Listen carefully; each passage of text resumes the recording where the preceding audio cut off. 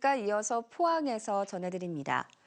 절기상 이파이자 어린이날인 오늘 낮 동안에는 초여름 같은 날씨를 보이겠습니다.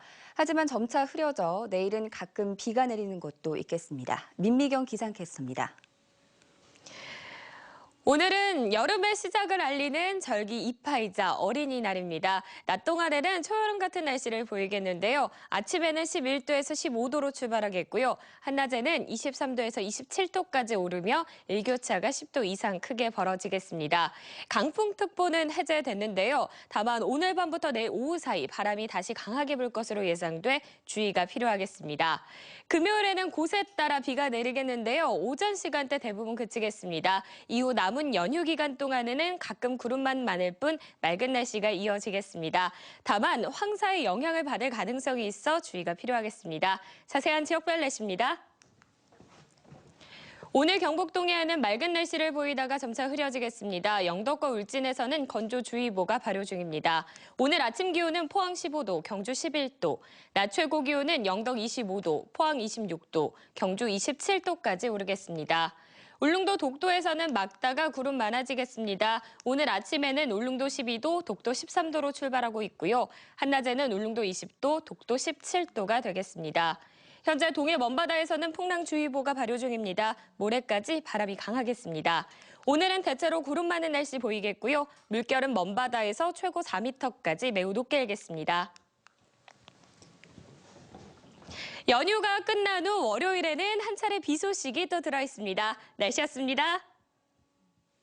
그젯밤부터 바람이 강하게 불면서 경북 동해안에도 피해가 잇따랐습니다.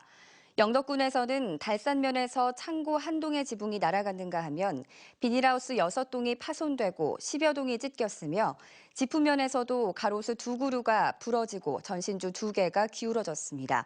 울진군에서도 비닐하우스 16동이 파손된 것으로 파악됐고 경주시에서도 창고 한 동의 벽체가 훼손되고 전신주 3개가 넘어진 것으로 집계됐습니다. 도내에서 비닐하우스 100여 동이 파손되고 주택지붕 4동, 창고 1동의 지붕이 피해를 입은 것으로 알려졌습니다. 옥시 가습기 살균제 사건으로 더욱 관심 가는 뉴스입니다. 업소용 식기세척제의 주요 원료인 수산화나트륨이나 수산화칼륨은 농도가 높을수록 세척력이 좋지만 5% 이상이면 유독물질로 분류돼 교육당국이 사용을 금지시켰는데요. 그러나 아직도 상당수 어린이집과 요양병원 등에서 버젓이 사용되고 있습니다. 장성훈 기자가 심층 취재했습니다. 자동 세척기에 옮겨집니다. 이 과정에서 이른바 양잿물로 알려진 수산화 나트륨 등이 다량으로 사용됩니다. 당시 교육당국은 문제가 된 유독물질 세제를 쓰지 말도록 일선 학교에 지침을 내렸습니다. 하지만 5년이 지난 현재도 일부 학교들은 양잿물로 알려진 수산화나트륨 함량 20% 이상의 유독성 세제를 여전히 사용하고 있었습니다. 5% 이상이면 유독물질로 분류돼 몸에 묻거나 먹을 경우 치명적일 수 있지만 세척력이 좋다는 이유로 쓰는 겁니다. 영유아와 노인 환자를 돌보는 어린이집과 요양병원에서도 수산화나트륨과 마찬가지로 유독물로 분류되는 함량 10% 이상의 수산화칼륨 세제를 쓰고 있습니다. 중간에 한번 바뀐 게 닦였다고 해서 한 몇 달 전에 헹굼이 좀 적어요. 이게 세정하고 난 다음에 많이 헹궈야 되는데 이게 이 자체가 그런 것 같아요. 이게 씻기는지 안 씻기는지 계속 미끄덩미끄덩 거려요. 막 세척한 식기에 수산화나트륨과 수산화칼륨이 얼마나 남았는지 지시약으로 확인해보니 잔류물질이 보라색으로 선명하게 변합니다. 식기세척기는 한 번 사용한 세젠물을 재사용하는 구조여서 세제 성분이 남을 수밖에 없고 이를 중화시키는 린스 공급이 중단되면 더욱 위험하다는 게 업계의 설명입니다. 식기세척기의 그 구조적인 문제가 이 물이 돌아서 계속 돌고 돈다는데 여기 고여 있다는 겁니다. 결국은 고장이 난다고 하면 실제로는 세제만 도포되고 마지막 린스에서 중화를 못 시키고 물만 도포돼서 남는다고 봐야 되는 거죠. 그러니까 이게 위험하다는 거예요. 유독성 세제는 과거 문제가 됐던 학교 급식실보다는 전국적으로 어린이집과 병원, 대학, 기업체, 일반 식당에서 많이 사용하고 있습니다. 업계에서 한 60% 정도가 5% 이상을 사용하고 있으니까 5% 미만으로 사용하게 되면 그 관련 소비자 업장 쪽에서 바로 반발이 있을 거예요. 덜 닦인다고. 경쟁하듯이 비율을 높여야 되는 지금 상황이 있는 겁니다. 5% 이상의 수산화나트륨이나 수산화칼륨 세제를 제조하거나 판매하려면 까다로운 허가 절차를 거치도록 지난해부터 법이 강화됐지만 실제로 이를 지키는 업체도 많지 않고 환경당국의 단속도 이루어지지 않는 게 현실입니다. MBC 뉴스 장성훈입니다. 경북 동해안 지역의 기업 경기 실사지수 BSI가 제조업은 하락하고 비제조업은 상승할 것으로 전망됐습니다. 한국은행 포항본부에 따르면 5월 제조업 기업 경기 실사지수는 52로 전달에 비해 2포인트 하락할 것으로 전망됐습니다. 반면 비제조업 기업 경기 실사지수는 73으로 10포인트 상승할 것으로 전망됐고 지난 2월 이후 석 달 연속 상승세를 보이고 있습니다. 경상북도가 역점 사업으로 추진하고 있는 청년 해외 취업이 무난하게 목표를 달성할 것으로 전망됩니다.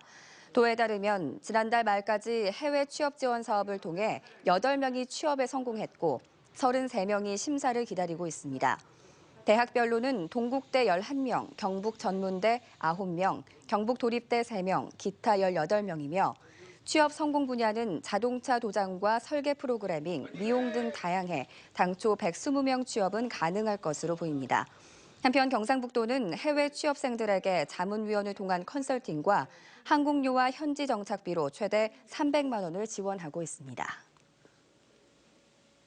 경주 방패장이 지하수에 스며드는 바닷물을 고려하지 않아 불과 1년여 만에 배수 펌프를 교체했는데요. 이 배수 시설에 지진에 대비한 내진 설계가 적용되지 않은 것으로 드러나 또다시 설계 부실 논란을 빚고 있습니다. 김영일 기자가 보도합니다. 경주 방패장 건설 당시 지하 저장고의 모습입니다. 매일 수천 톤씩 흘러나오는 지하수 때문에 공사에 난항을 겪었고 완공된 지금도 연간 60만 톤의 엄청난 양의 지하수가 골칫거립니다. 방패장은 이 지하수를 8개의 펌프를 가동해 수직으로 이어진 300m 길이의 배수 관로를 통해 외부로 정화 처리하고 있습니다. 그런데 이처럼 중요한 역할을 하는 배수 관로가 비안전 시설로 분류돼 처음부터 내진 설계가 적용되지 않은 것으로 드러났습니다. 따라서 지진으로 배수 관로가 파손될 경우 방사성 폐기물이 저장된 사일로가 순식간에 침수돼 방사능 오염 사고로 이어질 수 있습니다. 지하수를 제대로 편하지 않으면은 결국 지하수가 방패장 안으로 들어가서 이제 그 오염된 그 방사능에 오염된 물이 다시 이제 우리 생활거도로 나올 수가 있거든요. 그래서 핵심적인 안전 시설이고요. 더구나 방패장 지하 저장고 일대에는 9개의 단층대가 존재해 건설 당시부터 활성 여부를 놓고 논란을 빚었지만 배수 관로 설계에는 반영되지 않았습니다. 한국원자력환경공단은 지진 등의 이유로 사고가 날 경우에는 통로로 이어진 예비 관로를 통해 배수가 이루어질 수 있다며 안전에는 문제가 없다는 입장입니다. 만약에 그것이 지진 등으로 문제가 생겼을 때도 비상배수 펌프를 통해서 다른 통로를 통해서 배수할 수 있도록 다 조치해놨습니다. 하지만 지하수를 퍼내는 기본적인 배수 시설조차 내진 설계에서 제외된 것으로 밝혀져 당초 설계부터 허술했다는 지적이 제기되고 있습니다. MBC 뉴스 김혁일입니다. 오늘부터 나흘 연휴 동안 몽골과 중국에서 발원한 황사가 우리나라에 영향을 줄 가능성이 있어 각별한 주의가 필요합니다. 황사가 나타나면 호흡기 질환자나 노약자, 어린이는 외출을 자제하고 외출할 경우에는 황사 마스크를 착용하는 한편 천식 환자는 기관지 확장제를 갖고 다녀야 합니다. 또 콘택트 렌즈보다는 안경이나 선글라스를 착용하고 외출 후에는 양치질이나 손발을 깨끗이 씻는 개인 위생 수칙을 지키는 것이 필요합니다. 어린이 완구와 관련된 소비자 불만이 급증하고 있습니다. 한국소비자연맹이 소비자 상담망에 접수된 어린이 완구 관련 불만을 조사한 결과 지난 2013년 1,500건 수준이었던 접수 건수는 지난해 2,200여 건으로 50% 정도 증가했습니다. 불만 내용으로는 계약 관련 불만이 47%로 가장 많았고 품질과 수리 서비스 불만 36%, 가격 불만 6% 순이었습니다. 울릉도 여객선 노선이 4개로 늘어 황금시대를 맞았습니다. 하지만 여객선 출항 시각이 다양하지 않아 육지에 볼 일이 있는 울릉도 주민들은 여전히 불편하기만 합니다. 김기영 기자가 보도합니다. 지난달 울진 후포에서도 울릉도로 가는 뱃길이 열렸습니다. 노선 증가에 힘입어 올 들어 4월까지 울릉도를 찾은 관광객은 6만 명. 지난해 같은 기간보다 16% 증가했습니다. 하지만 울릉도 주민들의 배편 갈증은 여전합니다.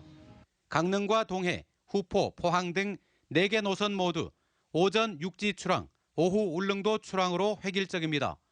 포항에 도착하면 저녁, 사소한 볼일도 최소 1박 2일, 대부분 2박 3일이 걸려 비용 측면에서 손실이 이만저만 아닙니다. 오후에 배가 도동서로 다닐 것 같으면 여기 아마 빨리 볼일 보는데 이틀 빨면 자야 돼요. 울릉도 들어가려면은. 이에 따라 울릉군 여객선 대책위원회는 여객선 신규 공모 때 오전 울릉도 출발이라는 조건을 달아줄 것을 포항지방해양수산청에 건의했습니다. 일일 생활권으로 만들어서 주민들이 육지에 체류하는 시간을 적게 하고 그렇게 함으로써 또 경비가 절감되고.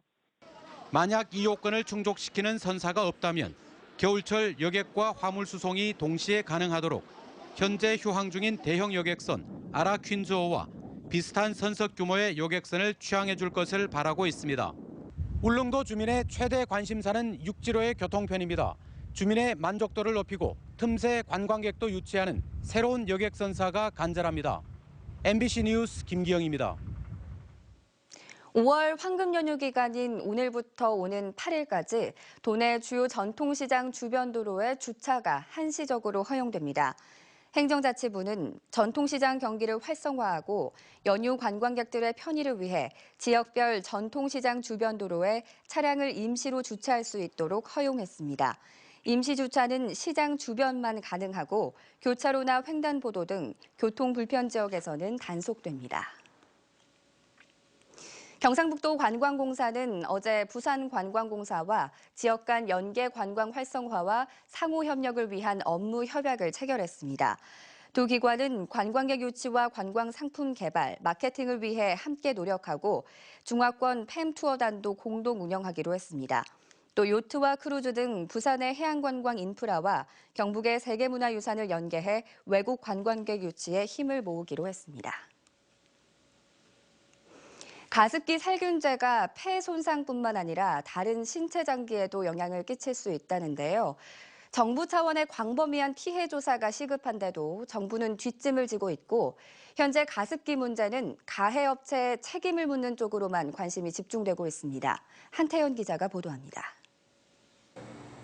영남대 의생명공학과 조경현 교수는 지난 2012년 가습기 살균제가 폐뿐만 아니라 다른 장기에도 영향을 미쳤을 가능성이 있다는 동물 실험 결과를 국제학술지에 발표했습니다. 또 최근에는 직접 가습기 사용자의 혈관 조사를 해 40대 여성 2명의 혈관 나이가 각각 80대와 50대 후반으로 나타났다고 밝혔습니다. 이것은 정상적인 범위를 매우 벗어나는 숫자이기 때문에 이분들이 가습기 살균제에 노출이 돼서 혈관에 심각한 손상이 있었고 그것 때문에 혈관 노화나 혈관 경직도가 악화되어서 폐 이외의 다른 장기 손상 여부까지 광범위하게 조사가 이루어져야 하지만 현재 추가 조사는 논의조차 되지 않고 있습니다. 1에서 4까지로 나눠진 피해 등급도 폐 손상 정도만으로 매겨져 있어 3, 4등급 피해자는 본인 부담으로 치료를 받고 있습니다. 폐 손상에서 3, 4등급이라도 다른 장기 손상에서는 1, 2등급이 나올 가능성이 있습니다. 이 살균제가 몸에 들어갔을 때 너 소엽 중신성 섬유화 폐질환 너 1등급이야. 넌 모르겠다. 거기에 표시가 없네. 넌 4등급이야. 등급에 대한 건 너무 짧은 기간 안에 너무 급하게 내린 성판 결정이 아닌가. 가해업체만 책임을 묻는 것도 문제입니다. 2001년 제품 판매 허가를 내준 정부에게도 분명히 책임이 있습니다. 수생 독성을 가진 물질을 이런 휘발시켜서 정발시키는 제품을 만들지 못하게 했어야 되는데 그것을 감독하지 못한 거죠. 가습기 살균제 문제가 가해업체의 책임을 따지는 쪽으로만 쏠리면서 세월호 사건 당시 사건의 본질은 뒷전으로 밀려나고 유병헌 일가의 책임을 묻는 것에만 매몰됐던 것과 흡사하다는 지적도 나오고 있습니다. MBC 뉴스 한태현입니다. 가습기 살균제 참사와 관련해 포항에서도 어제 옥시를 규탄하는 기자회견이 열렸습니다. 포항환경운동연합과 포항경실련, 포항KYC 등 지역 12개 단체는 포항 오거리 홈플러스 앞에서 가습기 살균제로 수많은 피해자를 낸 옥시를 규탄하는 집회를 열고 포항 지역 시민단체들과 연계해 옥시 제품 불매 운동을 벌이겠다고 밝히고 국회에 가습기 살균제 피해 특별법 제정과 청문회 개최를 요구했습니다. 2013년 7월부터 지난해 말까지 3차례에 걸쳐 집계된 가습기 살균제 피해 접수 현황에 따르면 대구 경북 지역 피해자는 33명이고 이 가운데 9명이 숨지고 24명은 투병 중입니다. 오늘부터 시작되는 나흘간의 연휴 기간 산불 방지 활동이 강화됩니다. 산림청은 이번 연휴에 가족 단위 등산과 임산물 채취 등으로 입산자가 늘어날 것으로 보고 산불 전문 예방 진화대와 산림보호지원단 등을 산불 취약지에 집중 배치하고 임산물 무단 채취와 샛길 통행 등 불법 행위를 단속하기 위한 기동 단속반도 운영합니다. 올해 전국에서는 303건의 산불이 발생했는데 대부분 산림 인접 소각 행위와 입산자 실화 등 사람들의 부주의가 원인이었습니다. 문제가 있어 3차례나 삭감된 한 장애인 단체 지원 예산을 경상북도가 4번째 또 편성해 논란이 되고 있다는 보도 전해드렸는데요. 경상북도 의회가 표결까지 간 끝에 이 사업 예산 전액을 삭감했습니다. 이정희 기자입니다. 경북도의회 예결특별위원회 회의장 앞 아침 9시부터 시작된 개수조정 소위원회가 오후 3시가 넘도록 이어지고 있습니다. 문제가 된 경북장애인 권익협회 사업비 지원 여부 때문입니다. 논란이 계속되자 결국 예결위원회 전체 표결 끝에 이 단체로 갈 법률 상담 사업 명목의 예산 2억 7천만 원 전액이 삭감됐습니다. 장애인 단체가 자꾸 생길 때마다 예산을 지원하는 게 좀 문제점 있지 않나. 누구 하나 결정할 수 없는 일이라서 결국은 표결로 갔습니다. 이 예산은 기존 장애인 단체 사업과 중복되는 데다 특혜 의혹이 짙은 특정 단체 지원이라는 점에서 상임위원회에서부터 논란이 컸습니다. 필요성이라든지 타당성을 문자 얘기를 하고 경상북도에서 의견한 내용을 가지고 반복적으로 불과 수천 년 당시 광주 올린 이유를 모르겠어요. 이유를. 삭감되면 또 올리고 이게 뭡니까 이게 창피하게 이름만 살짝 바꿔가지고. 일부 도의원들은 예결위에서 걸러지지 않을 경우를 대비해 본회의에서 제출할 수정안 발의까지 준비한 상태였습니다. 대다수의 의원들은 이 예산 자체 올라오고 돼서 아주 거부 반응이 아주 많았어요. 집행부가 이런 식의 예산 편성을 하고 돼서 반발이 컸죠. 이게. 특정 단체의 예산을 경상북도가 4번째 편성했고 경북도 의회는 4번째 삭감했습니다. 경북도 의회가 불필요한 예산은 안 된다는 입장을 또 한 번 명확히 했습니다. 예산 감시라는 본연의 기능에 모처럼 충실했다는 점은 주목할 만합니다. MBC 뉴스 이정희입니다. 포항시가 그제까지 열린 도민체전 사전 경기 종목에서 1위를 차지해 대회 8연패의 청신호가 켜졌습니다. 포항시는 사전 경기로 치러진 농구와 골프, 사이클 사격 종목에서 33.1점을 얻어 2위 김천시와 3위 구미시를 따돌리고 시부 선두로 나섰으며 군부에서는 울진군이 종합점수 19.8점으로 1위에 올랐습니다. 제54회 경북도민체육대회는 내일부터 나흘간 안동시 일원에서 개최됩니다. 제54회 경북도민체육대회 성화가 어제 안동과 경주에서 채화되고 경북도청에서 합화된 뒤 안치됩니다. 안동 학가산과 경북도청의 건무산, 경주 토암산에서 채화된 성화는 어제 오후 5시 체전 사상 처음으로 도청 새마을 광장에서 합화돼 하룻밤을 묵었습니다. 성화는 봉송 차량과 어린이 주자들에 의해 안동시청으로 봉송된 뒤 개막일인 내일 시민운동장으로 옮겨지고 대회 기간 동안 불을 밝히게 됩니다. 대구에서 타이완 수도 타이베이를 오가는 전기 노선이 대구공항 개항 이후 처음으로 오늘부터 개설됩니다. 타이완 항공사인 타이거에어 타이완은 타이베이를 출발해 대구에 도착하는 여객기를 주 4회 운항하고 국내 티웨이 항공은 대구발 타이베이행 여객기를 주 3회 운항합니다. 이에 앞서 어제 저녁에는 대구 노보텔에서 대구 타이베이 정기노선 취항을 축하하는 행사가 열렸습니다. 농기계 교통사고가 5월에 가장 많이 발생하는 것으로 나타났습니다. 농림축산식품부는 지난해 5월부터 11월까지 집중적으로 농기계 교통사고가 발생했는데 이 가운데 5월이 20%로 사고 발생 빈도가 가장 높았다고 밝혔습니다. 농기계 사고를 낸 사람을 연령별로 보면 60대가 76%로 가장 많았습니다.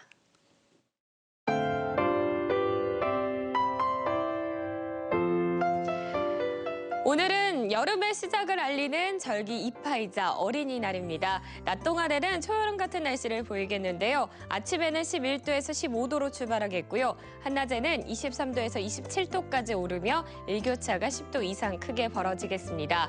강풍특보는 해제됐는데요. 다만 오늘 밤부터 내일 오후 사이 바람이 다시 강하게 불 것으로 예상돼 주의가 필요하겠습니다.